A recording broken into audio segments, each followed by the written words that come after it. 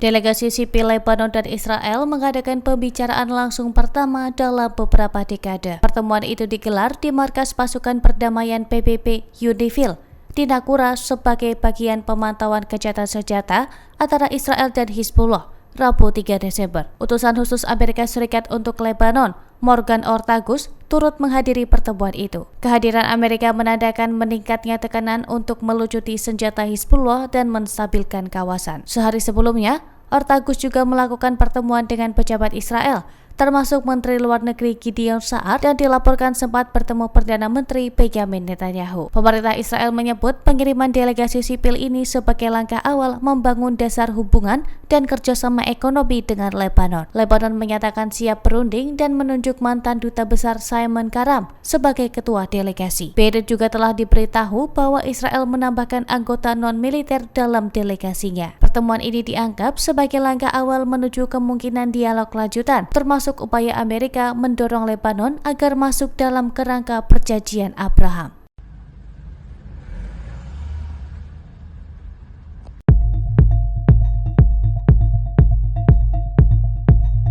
Israel menyatakan telah menerima satu jenazah sandera dari Gaza melalui Komite Palang Merah Internasional. Serah terima ini dilakukan setelah sayap bersenjata Hamas dan Jihad Islam Palestina memastikan penemuan jenazah di wilayah Gaza Utara, Rabu 3 Desember. Militer Israel menyebut peti jenazah itu akan diserahkan ke Pusat Forensik Kementerian Kesehatan untuk diidentifikasi lebih lanjut. Pemberitahuan resmi kepada keluarga akan diberikan setelah proses tersebut selesai. Penyerahan jenazah ini terjadi setelah Israel menyampaikan bahwa sisa jenazah yang diserahkan sebelumnya tidak cocok dengan identitas sandera yang masih tertahan di Gaza. Pada Rabu, sedikitnya 5 warga Palestina termasuk 2 anak dilaporkan tewas akibat serangan udara Israel di kawasan Al-Mawasi dekat Khan Younis. Serangan terjadi setelah Israel mengaku 4 tentaranya terluka dalam kontak senjata di Rafah. Kesepakatan gencatan senjata mengatur pembukaan kembali perbatasan Rafah untuk evakuasi medis serta perjalanan keluar dan masuk Gaza. WHO menyebut lebih dari 16.500 orang sakit dan luka berat perlu segera dievakuasi. Namun pembukaan perbatasan itu tertunda karena perbedaan sikap antara Israel dan Mesir. Israel menegaskan warga Palestina tidak dapat kembali ke kotanya sebelum seluruh sandera dikembalikan. Mesir menolak aturan satu arah dan meminta pergerakan 2 arah sesuai rencana gencatan senjata.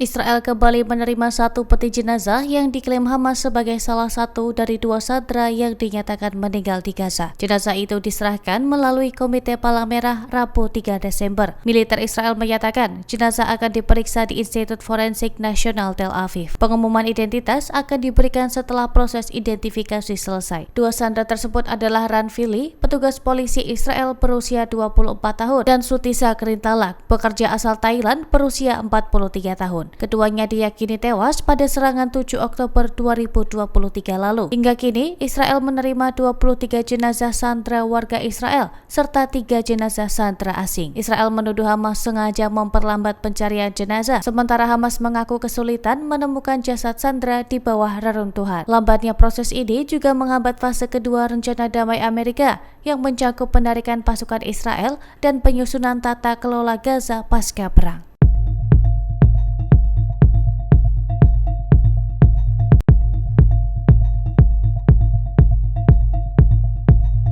Serangan drone Israel kembali menghantam kawasan pengungsian Al-Mawasi, Khan Younis, Gaza Selatan. Insiden itu terjadi pada malam hari ketika para pengungsi sedang beristirahat. Serangan ini disebut sebagai salah satu pelanggaran terbaru terhadap gencatan senjata yang masih berlaku di wilayah itu. Menurut laporan, 6 warga Palestina dinyatakan tewas akibat serangan itu. 2 di antaranya adalah anak-anak yang sedang berada di dalam tenda pengungsian. Lokasi serangan berada di area yang selama ini ditunjuk sebagai zona perlindungan bagi warga yang mengungsi dari pertempuran. Petugas medis setempat melaporkan bahwa beberapa korban lainnya juga mengalami luka serius dan sedang menjalani perawatan darurat di fasilitas kesehatan terdekat. Warga yang berada di sekitar lokasi menyebut ledakan terjadi tiba-tiba dan langsung membakar bagian tenda pengungsian, membuat para penghuni tidak sempat menyelamatkan diri. Insiden ini menambah daftar korban di wilayah Khan Younis yang dalam beberapa pekan terakhir terus mengalami peningkatan serangan udara. Peristiwa ini menegaskan kembali kondisi rapuhnya karena gencatan senjata di Gaza,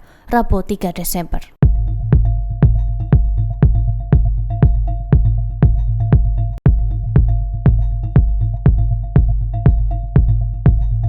Pemerintah Inggris menyampaikan kritik atas keterlambatan masuknya bantuan kemanusiaan ke Gaza setelah lebih dari 1.100 tenda kiriman mereka baru tiba setelah menunggu lebih dari 1 tahun. Menteri Luar Negeri Wade Cooper mengatakan kondisi di Gaza masih sangat memprihatinkan. Ia menyoroti bahwa banyak bantuan Inggris yang belum dapat menjangkau warga meskipun gencatan senjata telah berlaku. PBB memperkirakan 1,5 juta warga Gaza membutuhkan tempat tinggal darurat di tengah hujan musim dingin dan suhu yang semakin turun. Inggris menyebut tenda bantuan itu mampu menampung 12.000 warga dalam beberapa bulan ke depan. Pemerintah Israel menyatakan tetap mematuhi kesepakatan akses bantuan dan mengklaim telah memfasilitasi pengiriman sekitar 2.500 tenda dan terpal ke Gaza dalam beberapa bulan terakhir. Cooper menegaskan keterlambatan seperti ini tidak boleh terulang lagi. Ia meminta seluruh penyeberangan menuju Gaza dibuka sepenuhnya agar akses bantuan kemanusiaan dapat berjalan tanpa hambatan. Hingga kini sekitar 1,9 juta warga Gaza atau hampir 90% penduduk telah mengungsi sejak konflik kembali pecah pada Oktober 2023. Jumlah bantuan yang tersedia masih jauh dari cukup untuk memenuhi kebutuhan warga menghadapi musim dingin.